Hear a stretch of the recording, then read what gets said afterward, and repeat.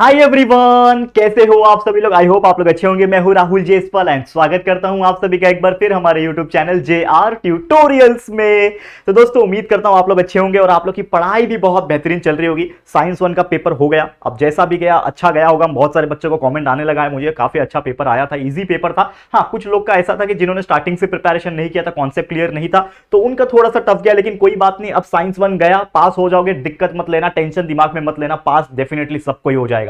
ठीक है, अब अगला पेपर की बारी है जो कि है साइंस 2 का लर्निंग स्ट्रैटेजी का वीडियो ऑलरेडी मैंने अपलोड कर दिया है, जाके आप देख लो, बहुत मजा आएगा आप लोगों को देख के। पूरा स्ट्रैटेजी मैंने एक्सप्लेन किया है कि किस प्रकार ये 2 दिन में आप पढ़ाई कर सकते हो और क्या क्या चीजें पढ़ना है, कहां कहां से पढ़ना है। ठीक है, अब आ जाते हैं एक और बेहतरीन वीडियो के ऊपर। जैसा कि आप जानते हैं कि हम बहुत सारे ऐसे कंटेंट बीच बीच में लाते हैं और अभी अगले दिन होपफुली जो 2 दिन गैप है ना, इसमें आप लोगों के लिए लाइव LMR रिवीजन भी मिलने वाला है, जो कि साइंस 2 के लिए होगा।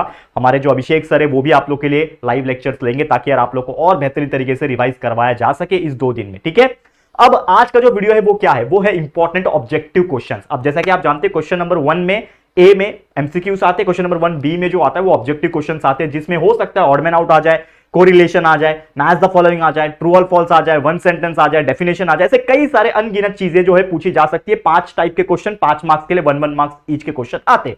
तो मैंने डिसाइड किया कि यार ये ऑब्जेक्टिव क्वेश्चन दो ना, इसको हाथ से जाने नहीं देना, क्योंकि एमसीक्यूज तो आपको 5 में से 5 मिलना ही है, ये ऑब्जेक्टिव्स भी 5 में से 5 निकालना है, ताकि यार हम लोग का 10 मार्क्स यहीं सिक्योर हो जाए और आगे जितने भी क्वेश्चन है उसमें और अच्छे से मार्क्स निकाल के एटलीस्ट हमारा टारगेट रहेगा कि 40 में से यार 30-35 मार्क्स तो इजीली हम निकाल पाए। ठीक है, तैयार हो मेरे साथ। तो आज का वीडियो है जो कि most important objective question start करेंगे। ठीक है, लेकिन उसके पहले इंस्टाग्राम अभी तक फॉलो नहीं किया, कर लेना, ये मेरा आईडी है। ठीक है, बहुत मजा आएगा, आप लोग कनेक्टेड रहोगे, मुझसे बातें कर सकते हो, टैग कर सकते हो मुझे। ठीक है, मैं पर्सनल लाइफ में क्या करता हूं वो भी आप देख सकते हो, फोटोज डालता हूं, मैं कभी घूमने गया तो कुछ वीडियोस डाल सकता हूं।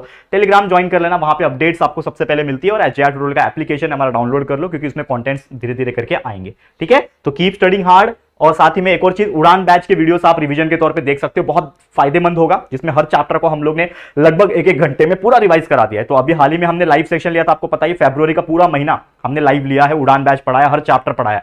तो साइंस 2 का फर्स्ट से लेकर 10 चैप्टर प्रेजेंट है, पढ़ाई करो, बस इतना बोलना चाहूंगा। ठीक है, ये 2 दिन मिला है, फायदा उठा लो। चलो शुरुआत करेंगे। तो सबसे पहले कौन सा टाइप का क्वेश्चन है, सबसे पहले है ऑड मैन आउट। अब ऑड मैन आउट क्या होता है आप जानते ही हो, 4 चीजें दिए रहेंगे। ठीक है, 4 ऑप्शंस रहेंगे, उसमें से कोई एक जो होगा वो ऑड मैन होगा, और उसका रीजन भी आपको साथ में लिखना है कि क्यों गलत है भैया या ऑड क्यों है। ठीक है, तो चलो चेक करते हैं कि क्या क्या चीजें हमारे पास अवेलेबल है।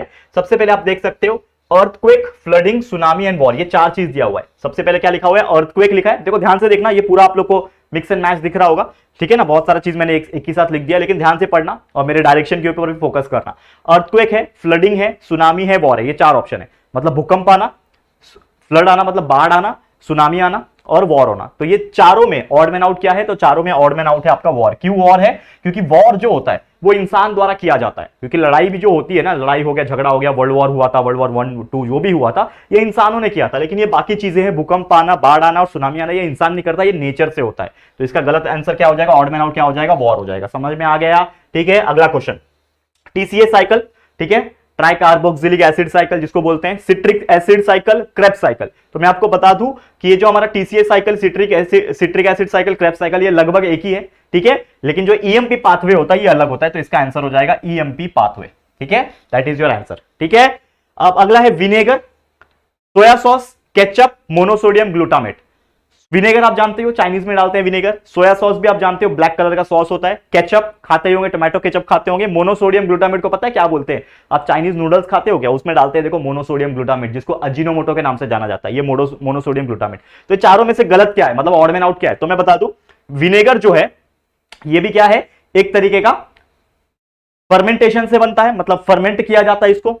सोया सॉस को भी फर्मेंट करके, मतलब जो बोलते हैं ना हम लोग, कुछ डाल के सड़ा के बनाया जाता है, दैट इज सोया सॉस भी वैसे ही बनाया जाता है, और अजीनोमोटो भी लगभग वही है। लेकिन जो केचप है ये बिल्कुल अलग है। ठीक है, तो इसके लिए ऑप्शन हो जाएगा हमारा केचप। ठीक है, तो odd man out is nothing but ketchup, ketchup is your odd man out. अगला क्वेश्चन क्या है, एक्टिनोमाइसिटिस, स्ट्रेप्टोमाइसिटिस, नोकार्डिया, ईस्ट, ये चारों में से क्या है। तो अगर आप देखोगे एक्टिनोमाइसिटिस हो गया, स्ट्रेप्टोमाइसिटिस हो गया, नोकार्डिया हो गया, ये सब बैक्टीरियाज है। ये ईस्ट जो है ये फंगस होता है, तो इसका आंसर हो जाएगा ईस्ट। बहुत सिंपल सा आंसर है, क्या हो जाएगा, ईस्ट। क्लियर, समझ में आ रहा है, बहुत इजी है। और होपफुली इसमें से कोई एक हाथ पूछ लिया तो यार बहुत अच्छी बात होगी, ये तो मुझे लगे इंपॉर्टेंट है, दैट्स व्हाई मैं ये चीज दिखा रहा हूं। लेकिन आपको अपने एंड से क्या करना है, ठीक है, अपने एंड से आप ये कर सकते हो, जितना हो सके आप टेक्स्ट बुक रीडिंग करो, जितना हो सके आपके पास अगर 21 मोस्ट लाइकली जो अपेक्षित बोलते हैं उसको हिंदी में, तो अपेक्षित 21 बुक होता है, उसमें जितने भी चीजें हैं ना उसको आप लर्न करने की, याद रखने की कोशिश करो, क्योंकि क्या होता है साइंस 1 में भी कुछ कुछ क्वेश्चन ऐसे थे जो अनप्रिडिक्टेबल थे। इजी पेपर था, जिसने कॉन्सेप्ट पढ़ा होगा ना, जो चैप्टर स्टार्टिंग से वीडियोस देख के कॉन्सेप्ट क्लियर किया होगा जिसने, वो लिख पाया होगा, क्योंकि दिमाग का खेल है ना, आपको कॉन्सेप्ट पता है तो आप नया क्वेश्चन भी आ गया तो भी उसका आंसर आप खुद से बना के लिख सकते हो। देखा हुआ क्वेश्चन आने के चांसेस क्या होते हैं, वैसे भी हम दे दिए उसमें से आ सकता है नहीं भी आ सकता है, लेकिन जो चीज आपको मैं सिखाता हूं क्या, कि आपने कंसेप्ट पे फोकस करना है। मैं बचपन से, मतलब जब आप 10th स्टैंडर्ड में क्या 9th 8th में होंगे, जब भी आप बचपन से हमारे वीडियोस देख रहे होंगे, तो मैं एक ही चीज के ऊपर बार बार बोलता हूं, एक वर्ड है मेरा कॉमन, जो कि कॉन्सेप्ट। कोई भी बच्चे को अगर किसी पर्टिकुलर टॉपिक को कॉन्सेप्ट पता है तो उसके ऊपर कैसे भी क्वेश्चंस बना के पूछने तो वो उसका आंसर कर पाएगा। तो यही हुआ साइंस 1 में भी, साइंस 2 में भी डेफिनेटली वैसे, पर साइंस 2 कंपैरेटिवली इजी होता है साइंस 1 से, पेपर इजी जाएगा, टेंशन मत लेना, ठीक है। साइंस 1 भी इजी था, बहुत सारे बच्चों ने 35 38 मार्क्स तक लिखा है आराम से। एक बच्चा तो कमेंट करता बार बार, 40 में 40 लिखा ठीक है, तो कोई बात नहीं, ठीक है। अब देखो यहाँ पे अगला क्या है, फ्रॉग है, टोड है, सैलमेंडर है, टॉर्टोइज है। फ्रॉग, टोड, सैलमेंडर, ये है टॉर्टोइज, तो यहां पे इसका आंसर हो जाएगा टॉर्टोइज। क्यों टॉर्टोइज हो जाएगा, क्योंकि टॉर्टोइज जो है ये क्या है, एक रेप्टिलिया है, बाकी जो है एम्फीबियंस है। ये क्या है, टॉर्टोइज जो है रेप्टाइल कैटेगरी में आ जाता है, ये सब एम्फीबियन में आ जाते हैं, तो हमारा आंसर क्या हो जाएगा, टॉर्टोइज है, कछुआ, टॉर्टोइज, ठीक है। अगला है ट्रांसक्रिप्शन, ट्रांसलेशन, ट्रांसलोकेशन और एक है म्यूटेशन। ये चारों में से क्या आ जाएगा, तो जो बच्चा ना कंसेप्ट नहीं पता होगा डायरेक्टली म्यूटेशन लिख के आएगा। आप बोलोगे कि सर ट्रांसलेशन, ट्रांसलोकेशन और ट्रांसक्रिप्शन ये एक ही बार आता है, इसके लिए म्यूटेशन हमारा ऑड में आउट हो जाएगा, लेकिन ऐसा नहीं है। क्यों नहीं है, इसका सही जो आंसर है, मतलब ऑड मैन आउट जो है वो है ट्रांसलोकेशन। क्यों, क्योंकि जो ट्रांसलोकेशन होता है वो क्रोमोसोमल लेवल पे होता है, क्रोमोसोम में होता है ट्रांसलोकेशन, ठीक है, हमने पढ़ाया हुआ ये चैप्टर नंबर 1 में। तो ट्रांसलोकेशन क्रोमोसोमल लेवल पे होता है, एंड बाकी का जो ट्रांसक्रिप्शन, ट्रांसलेशन और म्यूटेशन जो है वो जीनोम के लेवल पे होता है, जो जेनेटिक होता है, जीनोम होता है ना, उसके लेवल पे होता है। तो इसका सही जवाब ऑड मैन आउट जो हो जाएगा वो क्या हो जाएगा, ट्रांसलोकेशन, ठीक है। नेक्स्ट है सिलिकॉन, यूरेनियम, पेट्रोल या फिर कोल। अब मुझे एक बताओ, यूरेनियम से न्यूक्लियर पावर प्लांट चलता है, पेट्रोल से भी गाड़ियां चलती है, कोयले से भी क्या चलता है, थर्मल पावर प्लांट चलता है। मतलब ये कहीं ना कहीं इन सभी चीजों से कुछ ना कुछ रन हो रहा है, मतलब एक फ्यूल है। लेकिन ये सिलिकॉन एक फ्यूल नहीं है, सिलिकॉन एक मेटलॉइड है, ठीक है। तो इसका सही जवाब क्या हो जाएगा, सिलिकॉन, ठीक है। समझ में आ रहा है, तो कितना easy easy odd man out से, तो इसको अच्छी तरीके से प्रैक्टिस कर लो, लर्न करके ले लो, होपफुली इसमें से आ गया तो मजा आ जाएगा, ठीक है। करेक्ट है, समझ में आ गया। अब आगे बढ़ जाते हैं हम लोग, अगले टाइप के क्वेश्चंस के ऊपर जाते हैं, क्या पूछा हुआ है। चलो नेक्स्ट टाइप का क्वेश्चन क्या है, नेम द फॉलोइंग। बहुत मजेदार क्वेश्चन होता है name the following. Name the following में क्वेश्चन कैसा आ जाता है, आपको एक स्टेटमेंट दिया रहेगा या फिर इसका नाम बताओ, उसका नाम बताओ, आपको बस उसका नेमिंग देना है, ठीक है। और ये बहुत ईजी होता है। सबसे पहले क्या क्या पूछा हुआ है हम लोग को चेकआउट करते हैं, क्या क्या चीजें दी हुई है। सबसे पहले क्या बोल रहा है, देखो, नेम द कंपोनेंट ऑफ सीमेन।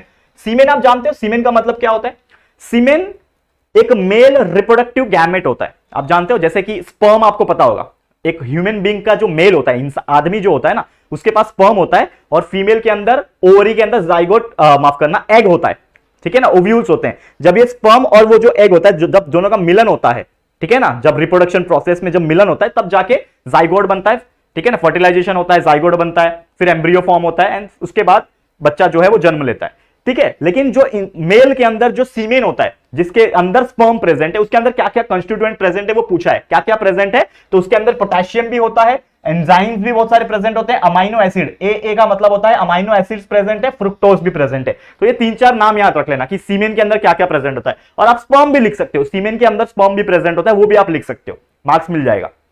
क्या क्या होता है सीमेन के अंदर, potassium, enzymes, amino acid, fructose, sperms, ये सभी चीज आप लिख सकते हो अगर आपको पूछेगा तो सीमेन के अंदर क्या होता है, ठीक है। इसके अलावा राइट द, सेकंड क्वेश्चन क्या है, देखो, right the names of this device. ये आपको एक डिवाइस दिख रहा है पंखे जैसा, ठीक है। ये पंखे जैसा डिवाइस का नाम क्या है, 3D में अगर देखा जाए, मैंने डायग्राम ठीक से ड्रॉ नहीं किया वैसे, लेकिन 3D में इसको देखोगे तो ये क्या है, ये एक टरबाइन है। क्या है, टरबाइन आप जानते ही हो, chapter number 5 towards green energy.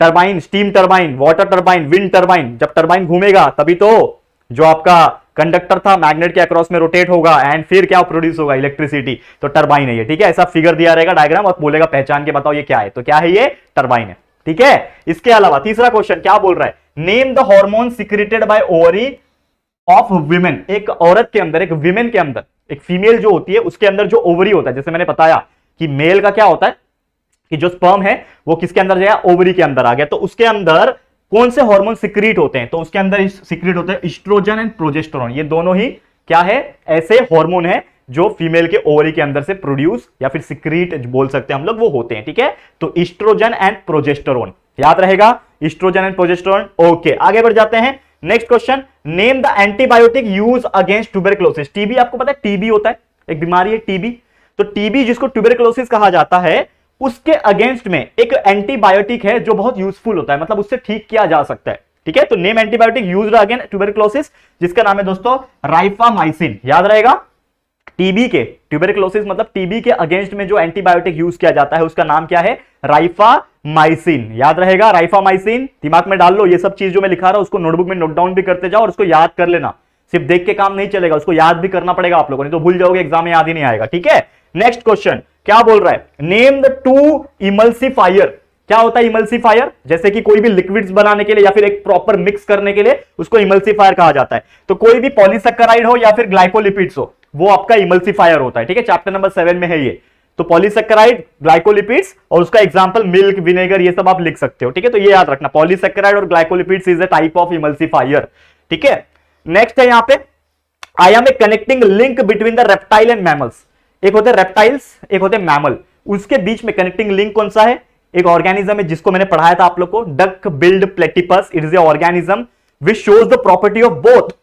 Reptile का भी प्रॉपर्टी बता रहा है, रेप्टाइल का प्रॉपर्टी क्या है उसके अंदर, डक बिल्ड प्लेटिपस का, कि वो अंडा दे सकता है। डक बिल्ड प्लेटिपस एक ऐसा जानवर है जो अंडा दे सकता है, और अंडा देने की प्रॉपर्टी किसकी होती है, रेप्टाइल जानवर की होती है। लेकिन ना अंडा देने के बावजूद इसके अंदर एक मैमल्स की प्रॉपर्टी है जो कि होता है मिल्क प्रोड्यूसिंग ऑर्गन, जिसको मेमोरी ग्लैंड कहते हैं। तो मेमोरी ग्लैंड भी उसके अंदर प्रेजेंट है बोलो, मेमोरी ग्लैंड भी प्रेजेंट है, मतलब यार ये अंडा भी दे रहा है, मेमोरी ग्लैंड भी प्रेजेंट है, मतलब कहीं ना कहीं इसके अंदर प्रॉपर्टी रेप्टाइल्स की भी है, मैमल्स की भी है। तो ये क्या हो गया, एक कनेक्टिंग लिंक हो गया, that is nothing but your duck billed platypus. Example याद रखना, बहुत इंपॉर्टेंट है। ठीक है, नेक्स्ट है क्वेश्चन, क्या बोल रहा है, विनेगर मींस 4% डैश। विनेगर क्या होता है, तो मैं आपको बता दूं, विनेगर का मतलब होता है 4% एसिटिक एसिड, CH3COOH इसका फॉर्मूला होता है। फॉर्मूला नहीं पूछता है लेकिन फिर भी आप याद रख लेना। ठीक है, CH3COOH that is nothing but your acetic acid. तो विनेगर का मतलब क्या होता है, 4% उसके अंदर एसिडिक एसिड प्रेजेंट होता है। जो हम लोग विनेगर खाते हैं ना, चाइनीज वाइनीज खाने जाते हो कभी, तो कितना शौक से खाते हैं हम लोग, वो विनेगर डाल डाल के खाते हैं, लेकिन वो क्या खा रहे हो आप लोग, एसिड खा रहे हो। बट उतना चिंता की बात नहीं है, नॉर्मल क्वांटिटी में खाओगे तो इट इज ओके, आपका पेट खराब नहीं करेगा, लेकिन बहुत ज्यादा मत खा लेना, नहीं तो दिक्कत हो सकती है। ठीक है, ये हो जाएगा। अब एक आखिरी क्वेश्चन है इसमें, nuclear power plant in India. आपको ऐसे क्वेश्चन आ सकते हैं, न्यूक्लियर हो गया, थर्मल पावर प्लांट हो गया, तो इंडिया में कौन कौन से न्यूक्लियर पावर प्लांट है, ऐसे दो तीन सबके नाम याद रख लो। ठीक है, तो मैंने इंडिया का पूछा है, nuclear power plant in India, तो कौन से हैं, एक तो TAPS, Tarapur atomic power station, क्या है शॉर्टकट, TAPS, टैप्स कहा जाता है इसको। मैं जहां रहता हूं बोईसर में, उसके 5-8 किलोमीटर दूरी है ये। ठीक है, देखा भी है, दूर से दिखता है, अंदर अलाउ नहीं करते क्योंकि न्यूक्लियर पावर प्लांट है, बाहर के लोग को अलाउ नहीं करते। ठीक है, तो टैप्स जो कि महाराष्ट्र में है, हमारे महाराष्ट्र में बोईसर में, तारापुर, बोईसर तारापुर करके एक जगह है, वहां पे पाया जाता है ये, मतलब एक वहां पे अवेलेबल है न्यूक्लियर पावर प्लांट। वैसे एक काइगा है, काइगा जो कि कर्नाटक में पाया जाता है, कर्नाटक है आपका शहर, ठीक है, स्टेट, वहां पे काइगा एक न्यूक्लियर पावर प्लांट है। तो ऐसे कुछ न्यूक्लियर पावर प्लांट्स के दो तीन नाम, थर्मल पावर प्लांट के नाम, natural gas power plant, water जो हाइड्रो इलेक्ट्रिसिटी वाले हैं उसके हो गया, उसके अलावा जो आपका विंड मिल है, कहां कहां प्रेजेंट है, सबके दो नाम याद रख लो। अगर ये याद रख पाओगे तो बहुत इजी हो जाएगा एग्जाम में, अगर इसके बेस पे कैसे भी टाइप के क्वेश्चन पूछ ले तो आप उसका आंसर कर पाओगे। तो ये अपने एंड से अपने तरीके से इसको याद रख लेना। ठीक है, समझ में आ गया। तो ये हो गया हमारा सेकंड टाइप का क्वेश्चन, जो कि था नेम द फॉलोइंग। अगर नेम द फॉलोइंग पूछेगा तो इसमें से पूछा जा सकता है, बाकी अपने एंड से भी आप जितना हो सके प्रैक्टिस करते रहना, जितना भी जहां से आपको मिल रहा है प्रैक्टिस कर लेना, याद कर लेना। ठीक है, हो गया, आगे बढ़ते हैं। चलो और भी क्या कंटेंट है हमारे पास, चलो हमारे पास है वन सेंटेंस। अब वन सेंटेंस भी कभी कभी पूछता है, वन सेंटेंस में डेफिनेशन वगैरह पूछता है, तो डेफिनेशन तो मैं आपको एक ही चीज बोलूंगा, टेक्स्ट बुक के अंदर थोड़ा नजर घुमाना, जैसे पहला चैप्टर ट्रांसक्रिप्शन, ट्रांसलेशन, ट्रांसलोकेशन, या फिर क्वेश्चन बैंक में से जितने भी आपको डेफिनेशन दिख रहे हैं ना, एक एक दो लाइन वाले, उसको याद कर लो, ज्यादा टाइम नहीं लगेगा, डेफिनेशन पूछने के चांसेस होते हैं, लेकिन उसके अलावा वन सेंटेंस भी पूछता है। तो क्या है हमारे पास वन सेंटेंस, यहां पे हम नजर डालेंगे वन सेंटेंस क्या क्या अवेलेबल है। सबसे पहले क्वेश्चन पूछा है, who is the pioneer of modern genetics. Modern genetics का पायोनियर मतलब एक बोलते हैं ना स्तंभ, कौन है, ठीक है, कौन था, तो एक साइंटिस्ट था जिसका नाम था जोहान ग्रेगर मेंडल। ठीक है, जोहान ग्रेगर मेंडल। ये क्वेश्चन पिछले साल भी आगे पूछा था, मतलब पिछले का पिछला तो हुआ ही नहीं था पेपर, मतलब जो उसके पहले जब हुआ था तब ये क्वेश्चन डेफिनेटली पूछा गया था, फिल इन द ब्लैंक्स में, कि dash is the pioneer of modern genetics. तो ये क्या आएगा answer, Johann Gregor Mendel. Mendel याद रख लो बस। ठीक है, कौन है फादर मॉडर्न जेनेटिक्स का, पायनियर कौन है, जोहान ग्रेगर मेंडल। अगला question, Which type of fuel used in the thermal power plant? Thermal power plant में कौन सा फ्यूल इस्तेमाल होता है, बताओ। थर्मल पावर प्लांट कैसे चलता है, कोयला से चलता है, तो आपका आंसर हो जाएगा कोल। वैसे इसके बेस पे अलग अलग क्वेश्चन पूछा जा सकता है, जैसे कि which fuel is use in the nuclear power plant, तो न्यूक्लियर पावर प्लांट में क्या यूज होता है, यूरेनियम, थोरियम, ये आप लिख सकते हो। Which fuel is use in the natural gas power plant, तो नेचुरल गैस इस्तेमाल होता है, ठीक है ना, तो आप लिख सकते हो वहां पे। इसके अलावा हाइड्रो इलेक्ट्रिसिटी में क्या इस्तेमाल होता है, तो आप वाटर लिख सकते हो। विंड एनर्जी वाले में विंड इस्तेमाल होता है, सोलार वाले में सन इस्तेमाल होता है, मतलब इस्तेमाल नहीं होता, उस सन का रिसोर्सेज हम लेते हैं एज ए, उसका हम लोग क्या करते हैं, लाइट यूज करते हैं, तो वो आप लिख सकते हो। तो ऐसे अलग अलग क्वेश्चंस एक तरीके से पूछे जा सकते हैं, इसको दिमाग में रख लेना। तीसरा क्वेश्चन क्या बोल रहा है, name the phylum to which the friend of farmers belong. ये देखो, ये क्वेश्चन देखो, फ्रेंड्स ऑफ फार्मर, मुझे बताओ फ्रेंड्स ऑफ फार्मर कौन होते हैं, किसान के दोस्त लोग कौन होते हैं। अब आप बोलोगे सर किसान का दोस्त, उसका दोस्त किसान होगा नहीं, एक्चुअल में एक कहावत होती थी, फ्रेंड ऑफ फार्मर, किसान के दोस्त, तो किसान के दोस्त होते हैं अर्थवर्म। कौन होते हैं, अर्थवर्म होते हैं, याद रखना, किसान के जो दोस्त होते हैं वो होते हैं अर्थवर्म। मराठीमध्ये काय म्हणतात, अर्थवर्मला ठीक है, तो अर्थवर्म जो है किसान के दोस्त होते हैं, क्योंकि वो क्या करते हैं ना, वो सॉइल के अंदर घुस के बाहर निकलते हैं, तो वो एक तरीके से नेचुरल प्लविंग कर देते हैं, ठीक है, नेचुरल प्लविंग कर देते हैं, जिसके वजह से मिट्टी जो थोड़ी उपजाऊ बन जाती है। लेकिन ये जो अर्थवर्म है, ये कौन से कैटेगरी में आते हैं, चैप्टर नंबर 6 किंगडम एनिमल, याद करो, एनालिडा, एनालिडा एक फाइलम था हमारा, जिसमें एक एग्जांपल था अर्थवर्म, ठीक है, तो एनालिडा में ही आ जाते हैं अर्थवर्म। तो फ्रेंड्स ऑफ फार्मर कौन से कैटेगरी में बिलोंग करते हैं, फाइलम एनालिडा में, याद रखना।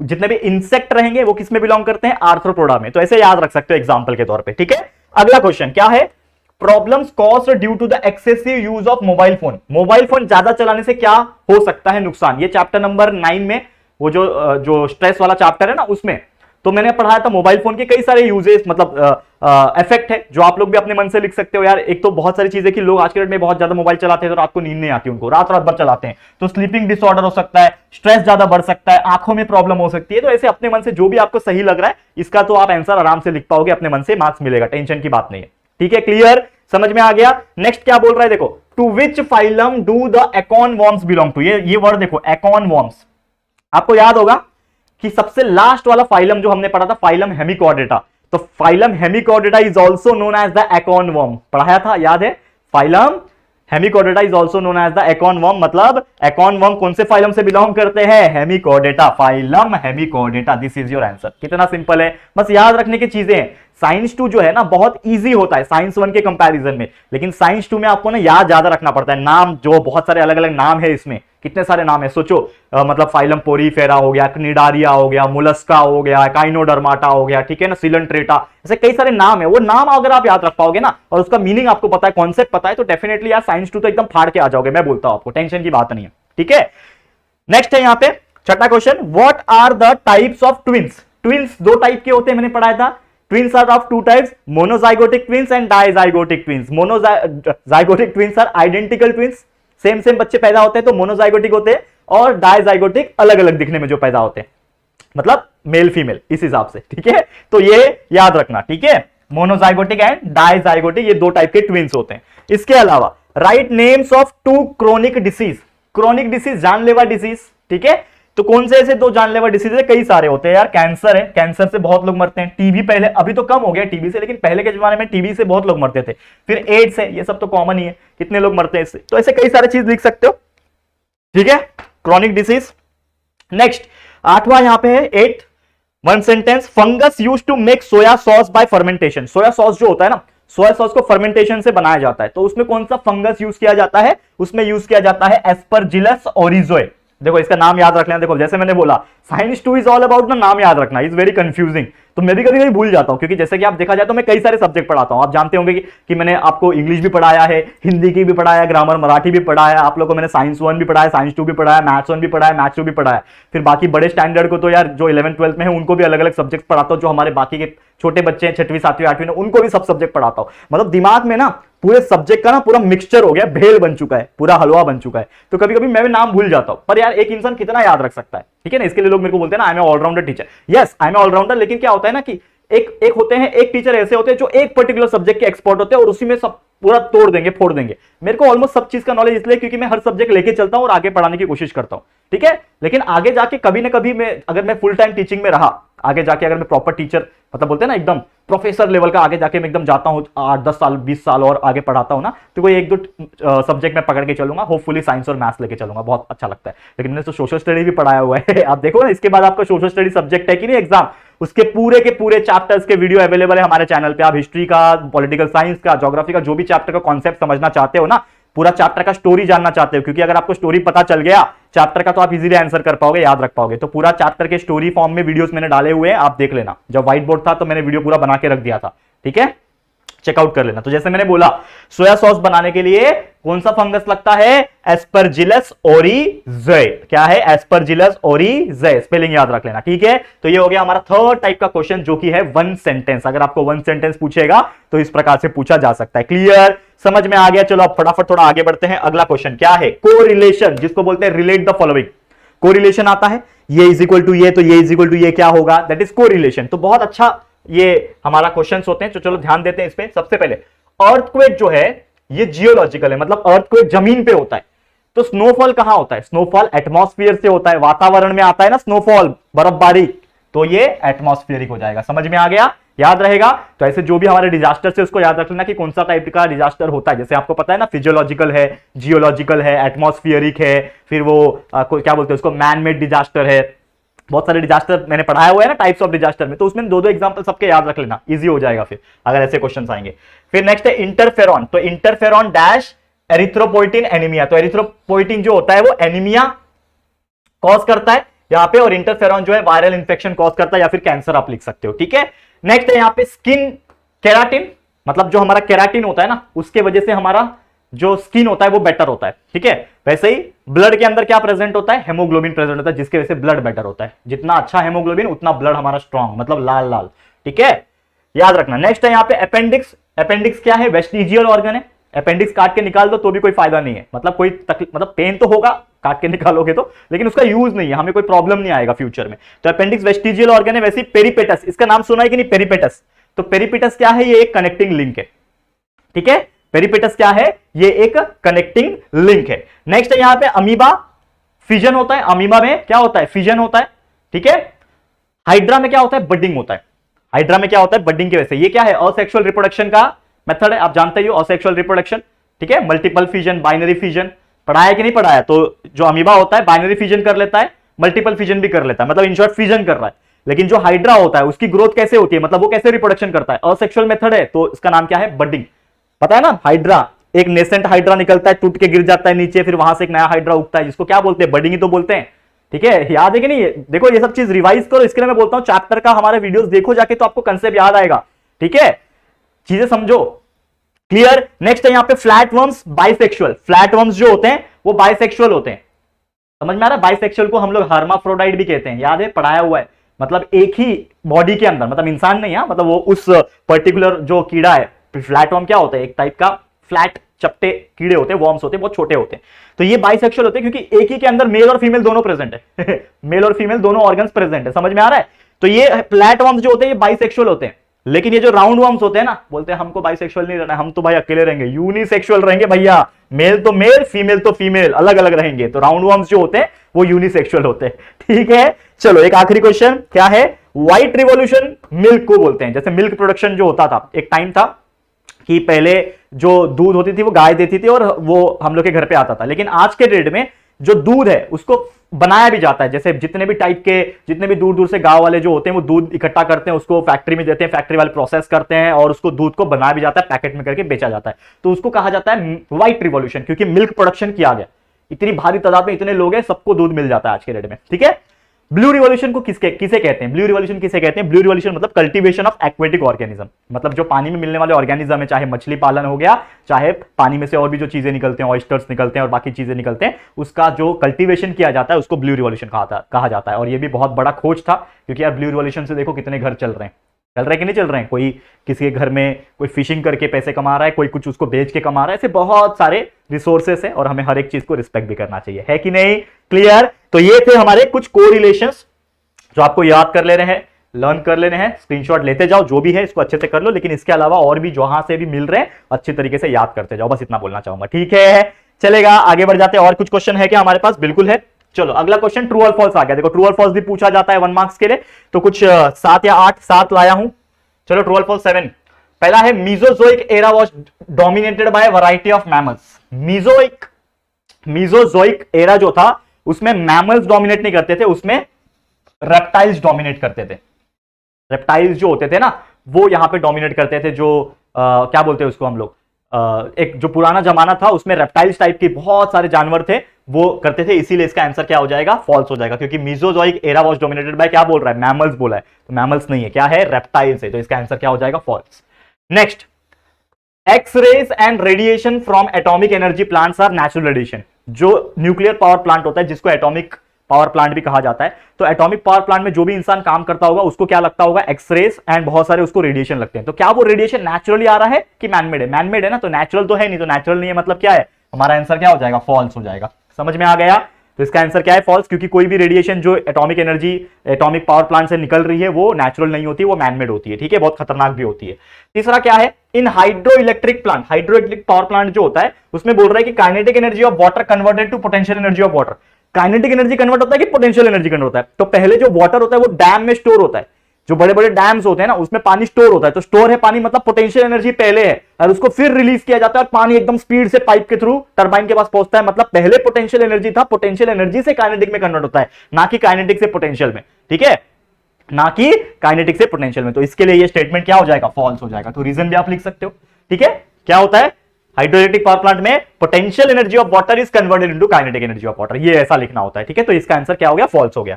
नेक्स्ट है, यहां पे क्या बोल रहा है? The decaying process of carbon 14 occurs continuously in dead organism. Carbon 14 technique आपको पता है, जिसके हेल्प से हम लोग ये पता लगा सकते हैं कि कोई भी जो बॉडी है वो कितनी साल पुरानी है। ठीक है, तो ये सीआईडी वेडी आपने देखा है कि नहीं? पता लगाते हैं ना, एक कंकाल मिलता है, एक बोन मिला जमीन में गाड़ा हुआ, उसको खोद के निकाला, पता लगाओ दया ये कब मरा। डॉक्टर सालूम के सीआईडी में बोलता है बॉस चेक करता हूं मैं, वो चेक विक करता है, बोलता है अरे इसकी डेथ तो 1 हफ्ते पहले हुई थी। तो उसने एग्जैक्ट कैसे बता दिया 1 हफ्ते पहले हुई थी, या फिर इसकी डेथ 4 साल पुरानी है, मतलब कैसे बता सकता है? तो एक कार्बन 14 टेक्निक होता है जिसके हेल्प से ये पता लगाया जा सकता है कि वो जो डेड ऑर्गेनिजम्स है वो कितना पुराना है। ठीक है, तो ये कंटिन्यूअसली उसमें क्या होता है, जो सड़ने का प्रोसेस, डीकेइंग प्रोसेस जो बोलते हैं ना कार्बन 14 का, वो कंटिन्यूअस होता रहता है। तो इसीलिए ये स्टेटमेंट क्या है? ट्रू है। ठीक है, समझ में आ गया? नेक्स्ट है, locomotion of starfish take place through pseudopodia. Starfish आपको पता है कौन से कैटेगरी में आता है? फाइलम एकाइनोडर्माटा में आता है। फाइलम एकाइनोडर्माटा में जो भी स्पीसीज, मतलब जो भी ऑर्गेनिज्म प्रेजेंट होते हैं उसके पास सूडोपोडिया होता ही नहीं है, पहली बात तो ये स्टेटमेंट जो है फॉल्स है। लोकोमोशन जो स्टारफिश का होगा वो सूडोपोडिया से नहीं होगा, वो किससे होगा? ट्यूब फीट से होता है। पतला सा छोटा सा ट्यूब फिट होता है जिसके हेल्प से वो लोग लोकोमोट करते हैं, तो pseudopodia is the wrong answer, मतलब फॉल्स हो जाएगा। समझ में आ गया? नेक्स्ट क्वेश्चन क्या बोल रहा है? Vinegar is used to bring sweetness in food product. Vinegar खाया है कभी? विनेगर चाइनीज में डालते, देखो पानी जैसा एक लिक्विड होता है। ठीक है, विनेगर टेस्ट जब करोगे ना तो कड़वा लगेगा, तो यार उसको हम लोग कोई फूड प्रोडक्ट में डाल के मीठा बना सकते हैं कि नहीं बना सकते? तो यार ये स्टेटमेंट गलत है, क्योंकि विनेगर डालने से कोई भी फूड प्रोडक्ट मीठा नहीं होता, उल्टा कड़वा हो जाएगा। ठीक है, तो ये स्टेटमेंट गलत है, इसके लिए ये क्या हो जाएगा? फॉल्स हो जाएगा। ठीक है, लास्ट क्वेश्चन ऑफ ट्रू और फॉल्स क्या बोल रहा है?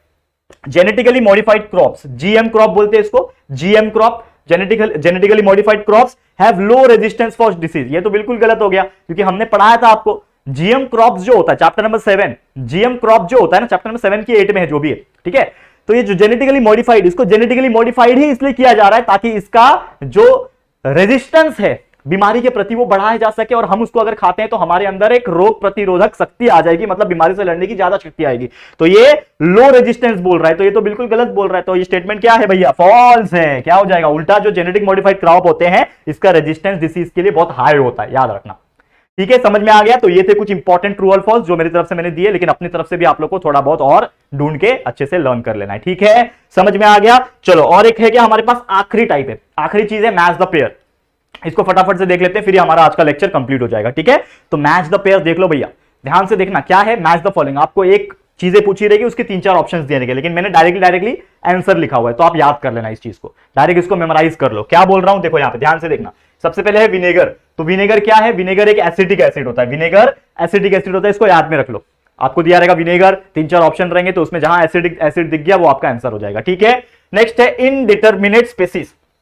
इनडिटरमिनेट स्पीसीज आपको याद है हमने एंडेंजर्ड स्पीसीज पढ़ा है, थ्रेटन स्पीसीज जो पढ़ा था, थ्रेटन स्पीसीज। थ्रेटन स्पीसीज में कई सारे टाइप थे, ठीक है, वल्नरेबल था, उसमें से एक था चौथा वाला इनडिटर्मिनेट, जो जिसका बेस्ट एग्जांपल कौन सा है, जायंट स्क्वेरल, जो कि शेखरू के नाम से भी जाना जाता है, तो ये उसका आंसर हो जाएगा।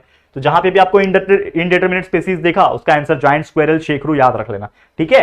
तीसरा क्या है मैच द पेयर, सलाम मुंबई फाउंडेशन। आपको याद है मैंने पढ़ाया था चैप्टर नंबर 10 में, ठीक है, 10 में 9 में, जो भी है 9 में ही है, ठीक है। तो उसमें ना बहुत सारे एनजीओ थे जो कि वेलफेयर के लिए काम करते हैं, किसके वेलफेयर के लिए, स्टूडेंट्स के लिए, लोगों की भलाई के लिए। तो इसमें ना एक फाउंडेशन था जिसका नाम है सलाम मुंबई फाउंडेशन, जो कि स्टूडेंट्स की लाइफ को इंप्रूव करने के लिए काम करता है, उनको पढ़ाई करवाता है, उनके लाइफ को आगे बढ़वाने के लिए हेल्प करता है, उनको क्या सीखना चाहिए, क्या देना चाहिए, वो सभी चीज एक्सप्लेन करता है, समझाता है। तो it helps to improve the students lifestyle, student की लाइफस्टाइल कैसे बेटर बनाया जा सकते हैं, जो विलेज और स्लम एरिया में जो रहते हैं उनके लिए काम करता है सलाम मुंबई फाउंडेशन, ठीक है। नेक्स्ट है यहां पे चंद्रपुर लिखा है। अब चंद्रपुर के आगे समझ लो 3 ऑप्शन है। तो चंद्रपुर क्या है मैं आपको बता दूं, चंद्रपुर महाराष्ट्र का एक स्टेट है, लेकिन उसमें एक है थर्मल पावर प्लांट। तो थर्मल पावर प्लांट का जिक्र हो गया, चंद्रपुर आ जाएगा, हमारे किस में है, महाराष्ट्र में है, जिसकी कैपेसिटी दी हुई है 3340 मेगावाट की कैपेसिटी है, मतलब 3340 मेगावाट इलेक्ट्रिसिटी को वो बनाता है, एनर्जी बनाता है, कौन, थर्मल पावर प्लांट। किधर का, चंद्रपुर का, याद रख लेना दिमाग में, ठीक है। नेक्स्ट यहां पे है तारापुर। अब तारापुर भी जब दिख गया तो तारापुर क्या है, तारापुर एक ऐसा जगह है जो कि लगभग पालगढ़ डिस्ट्रिक्ट में आ जाता है, बोईसर शहर के नजदीक में है। और तारापुर में क्या है, एक न्यूक्लियर पावर प्लांट है जिसको हम लोग बोलते हैं TAPS, Tarapur atomic power station, जो कि महाराष्ट्र में पाया जाता है। तो इस प्रकार से आप मैच द फॉलोइंग कर सकते हो अगर ये ऑप्शन में आपको दिख रहा है तो। फिर एक है जाइलिटोल। ये जाइलिटोल क्या है, जाइलिटोल क्या है, एक ऐसा चीज है जिसके वजह से स्वीटनेस आ जाती है, स्वीटनेस डालते हैं कोई, जैसे फ्रूट्स वगैरह होते हैं ना, उसमें जो स्वीटनेस होता है वो जाइलिटोल की वजह से होता है, तो ये याद रखना। वैसे नाइसिन होता है, तो नाइसिन क्या है, एक माइक्रोबियल रिस्ट्रिक्टर है, ठीक है। और एक है आपका इंटरफेरॉन, जो कि कैंसर को यहाँ पे ये करता है, ठीक है। तो ये हो गया आपके कुछ मैच द पेयर जो मुझे लगे इंपॉर्टेंट है, एंड मैंने यहाँ पे आपके लिए लिख के लाया। और मुझे लगता है कि इतना भी अगर आप करके जाओगे तो डेफिनेटली इसमें से अगर पूछता है तो आप आंसर कर पाओगे। वैसे आइडिया तो आपको मिल गया होगा कि कैसे क्वेश्चंस आते हैं और क्या क्या आपको पढ़ना है, लेकिन अपनी तरफ से जैसे मैंने बोला कि 21 अगर आप रेफर करते हो तो उसमें से ज्यादा क्वेश्चंस पढ़ना और भी अच्छी तरीके से, और बाकी थोड़ा सा और वेट कर लो, आपको लाइव LMR रिवीजन भी मिलेगा। बाकी जितना भी अभी समय मिल रहा है, टाइम वेस्ट नहीं करना है, पूरा वीडियोस अवेलेबल है, उड़ान बैच के वीडियोस देखो, 10 के 10 चैप्टर अवेलेबल है। उसके पहले अगर आप डीप में पढ़ना चाहते हो तो chapter by chapter lecture videos देख सकते हो जो हमने रिकॉर्डेड अपलोड किए थे, ठीक है। तो हर चीज अवेलेबल है। बस आप लोगों को मैं एक ही चीज बोलना चाहूंगा कि यार अपने आप पे भरोसा करो और हमारी चीजों के ऊपर भी भरोसा करो और उसको पढ़ाई करो, कंसेप्ट पे ज्यादा फोकस करो। यहां पे क्वेश्चन से ज्यादा इंपॉर्टेंट आपका कंसेप्ट रहेगा कि अगर आपको कंसेप्ट पता है तो you can answer any question, जिस तरीके से भी पूछ ले एग्जाम में। समझ में आ गया। तो ये आखिरी टेक्निकल पेपर है साइंस 2 का, अच्छे से फोकस कर लेना। साइंस 2 खत्म हो जाएगा तो फिर हिस्ट्री ज्योग्राफी तो यार ऐसे ही फाड़ दोगे, टेंशन मत लेना, ठीक है। चलो फिर आज के लिए इतना ही, ये वीडियो को यहीं पे मैं एंड करता हूं, और आने वाले दिनों में मतलब जो भी आपका 2 दिन का गैप है इसमें आपको लाइव रिविजन्स मिलते रहेंगे, तो पढ़ाई करते रहना हमारे साथ। आज के लिए इतना ही। वीडियो पसंद आया होगा तो प्लीज वीडियो को लाइक कर देना, अपने दोस्तों के साथ जितना हो सके शेयर करके बता दो सभी लोग को। होपफुली सबको कुछ काम आ जाए, जो थोड़े एवरेज बच्चे हैं, जो बिलो एवरेज बच्चे हैं, उनके लिए तो बहुत यूजफुल होगा। तो प्लीज शेयर टू एवरीवन, और अगर पहली बार आए हो चैनल पे तो प्लीज हमारे चैनल को सब्सक्राइब जरूर से कर देना, ठीक है दोस्तों। तो जल्दी मिलेंगे हमारे एक और न्यू वीडियो में, तब तक के लिए thank you and good bye.